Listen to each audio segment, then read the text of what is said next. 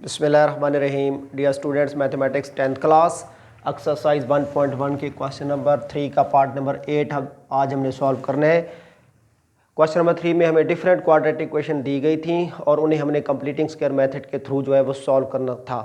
तो dear student, याद रखना कि जब भी कंप्लीटिंग स्क्वायर मेथड के थ्रू या फैक्टराइजेशन के थ्रू या क्वाड्रेटिक फार्मूले के थ्रू हम क्वाड्रेटिक इक्वेशन को सॉल्व कर रहे हूँ तो ज़रूरी है कि वो क्वाड्रेटिक इक्वेशन हमारे पास स्टैंडर्ड फॉर्म में होनी चाहिए। यानी सबसे पहले आपने ये देखना है कि स्टैंडर्ड फॉर्म में है या नहीं है।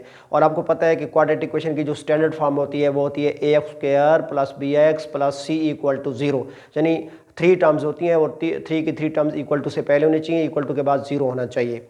तो फर्स्ट स्टेप ये है कि आपने देखना है कि स्टैंडर्ड फॉर्म में है या नहीं है। तो उसके बाद जब अगर इक्वेशन स्टैंडर्ड फॉर्म में है तो ठीक है, अगर नहीं है स्टैंडर्ड फॉर्म में तो उसे स्टैंडर्ड फॉर्म में कन्वर्ट करेंगे अकॉर्डिंग टू पैटर्न। नेक्स्ट उसके बाद ये स्टेप होता है कि आपने x² का कोफिशिएंट जो है वो चेक करना है। x² का कोफिशिएंट अदर देन 1 नहीं होना चाहिए। 1 के अलावा अगर होगा, मसलन 7 है, 11 है, 13 है, तो उस नंबर से इक्वेशन की हर टर्म को डिवाइड कर देंगे।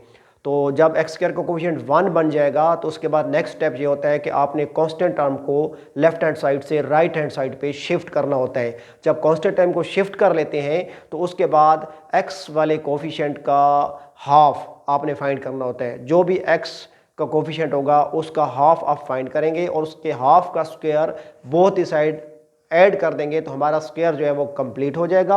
और जब स्क्वायर कंप्लीट हो जाएगा देन हम उस इक्वेशन को मज़ीद फर्दर स्टेप्स में जब उसको हम सिंप्लीफाई करेंगे तो हमारे पास मतलूबा रिजल्ट जो आ जाएगा। चूँकि किसी भी इक्वेशन को सॉल्व करने के लिए उसकी डिग्री हम चेक कर लेते हैं। यहाँ क्वाड्रेटिक इक्वेशन की डिग्री चूँकि 2 है तो हमारे पास 2 रूट्स आने चाहिए। तो सबसे पहले हमने देखना है कि हमारे पास x² का जो कोफिशिएंट है वो 1 है या नहीं है। चूँकि ये जो गिवन इक्वेशन है हमारे पास ये स्टैंडर्ड फॉर्म में है। सबसे पहले x² वाली टर्म लिखी हुई है x² + 17x + 33/4 = 0। तो हमारे पास ये जो गिवन इक्वेशन है ये पहले से स्टैंडर्ड फॉर्म में है। उसके बाद हमने ये देखना है कि x² का कोफिशिएंट 1 है या नहीं है। तो इस क्वेश्चन में जो इक्वेशन हमें दी गई है उसमें x² का कोफिशिएंट पहले से ही 1 है, लिहाजा यहाँ चूँकि 1 है तो वो डिवीजन वाला प्रोसेस यहाँ हमने नहीं करना। अब हमने यहाँ पे कांस्टेंट टर्म को जो है वो लेफ़्ट से राइट की तरफ शिफ्ट कर देना है। चूँकि कांस्टेंट टर्म यहाँ लेफ़्ट साइड पे मौजूद है 33/4, तो इसको हम शिफ्ट कर देंगे राइट साइड पे। यहाँ पे प्रोसीजर लिख देंगे कि शिफ्टिंग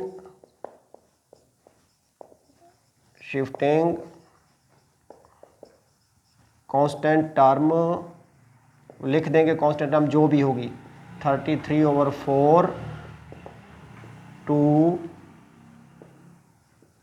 राइट साइड पे शिफ्ट कर देंगे।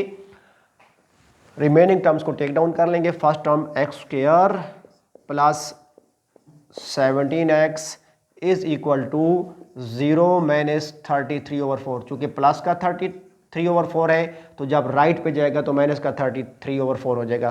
तो 0 में कोई भी नंबर ऐड करें या सब्ट्रैक्ट करें आंसर में वही नंबर आ जाता है। तो 0 - 33/4 33/4। अब नेक्स्ट स्टेप ये है कि हमने इस x का जो कोफिशिएंट है उसके हाफ का स्क्वायर जो है वो बोथ दी साइड हमने ऐड करना है। तो 17 का हाफ जो होगा वो 17/2 होगा। अभी इसका हाफ जो है ना हमने पॉइंट में फाइंड आउट नहीं करना, यानी 17/2 ही लिखेंगे। यहाँ पे लिखेंगे adding the square of half of coefficient of x, that is जो कि हमारे पास है 17 का हाफ होगा 17/2, तो square of 17/2 on both sides, of equation number 1। इसको हमने इक्वेशन नंबर 1 शो कर देना है।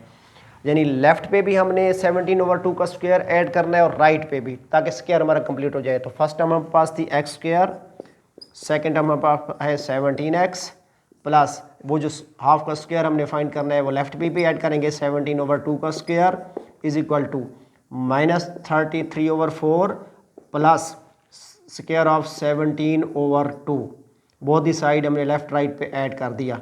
अब जो हमारे पास राइट साइड पे टर्म्स हैं उनको सिंगल टर्म में चेंज करना है। तो सबसे पहले यहाँ 17 का पहले स्क्वायर फाइंड करेंगे। फर्स्ट टर्म -33/4 को टेक डाउन कर लेंगे, प्लस 17 का स्क्वायर होता है 17 × 17 289, और 2 का स्क्वायर जो है हमारे पास 2 × 2 4 होता है। अब सिंगल टर्म बनाने के लिए हमें एलसीएम लेना पड़ेगा। 4 और 4 का एलसीएम सेम नंबर हैं, तो सेम नंबर का एलसीएम वही सेम नंबर होता है। जैसे अगर आपसे कहा जाए कि 8 8 8 8 का एलसीएम लें तो 8 आएगा, 15 15 15 15 का एलसीएम लें तो 15 आएगा, 4 4 4 4 का एलसीएम लें तो 4 आएगा। तो 4 / 4 1 1 × -33 वही -33 आ जाएगा, प्लस फिर 4 / 4 1 और 1 × 289 वही 289 आ जाएगा। अब प्लस का 289 है, माइनस का 33 है, तो 289 में से 33 को हमने माइनस कर देना है। जो लेफ्ट हैंड साइड पे बोर्ड थी उसको अगर आप गौर से देखें तो हमारे पास ये जो अमाउंट है लेफ्ट हैंड साइड पे ये लिखा हुआ है a² + 2ab + b² x² + 17x + 17/2 का परफेक्ट स्क्वायर। तो ये जो हमारे पास स्क्वायर के नीचे टर्म x लिखी हुई है ये a है बेटा, और ये जो स्क्वायर के नीचे टर्म लिखी हुई 17/2 ये b है, और 17x का प्लस का साइन है, तो हमारे पास परफेक्ट स्क्वायर बन गया। a + b², a है यहाँ पे x, जो इस स्क्वायर के नीचे नंबर लिखा हुआ है x वेरिएबल ये a होगा, प्लस और 17/2 जो है वो ये b होगा। तो x + 17/2 का परफेक्ट स्क्वायर। अब हमने 289 में से 33 को माइनस करना है। जब 289 में से 33 को माइनस करेंगे तो हमारे पास आंसर आ जाएगा 256/4, और लेफ्ट हैंड साइड में हमारे पास लिखा होता है x + 17/2 का परफेक्ट स्क्वायर, तो ये भी हम लिख लेंगे यहाँ पे x + 17/2 होल स्क्वायर। अब हमने चूँकि solution of equation mean finding the value of unknown जहाँ पे वेरिएबल x है, x की वैल्यू फाइंड आउट करने के लिए हमें इस स्क्वायर को भी ख़त्म करना पड़ेगा और 17/2 को भी हमें लेफ्ट से राइट की तरफ शिफ्ट करना पड़ेगा। तो सबसे पहले स्क्वायर को कैंसिल करेंगे, उसके लिए हमें स्क्वायर रूट लेना पड़ेगा by taking square root on both side. जहाँ मैथमेटिकल साइन भी हम पुट कर सकते हैं स्क्वायर रूट का। तो बोथ द साइड लेफ्ट और राइट पे हमने जो भी हमारे पास अमाउंट है उसका हमने स्क्वायर लेना है। लेफ्ट पे हमारे पास अमाउंट है x + 17/2 का होल स्क्वायर। अब इसका हमने लेफ्ट साइड पे स्क्वायर रूट ले लिया, इज इक्वल टू के फ़ौरन बाद जो कांस्टेंट हमारे पास लिखा हुआ है प्लस माइनस पुट करके हमने उसका भी स्क्वायर रूट फाइंड आउट कर लेना है 256/4 का स्क्वायर रूट।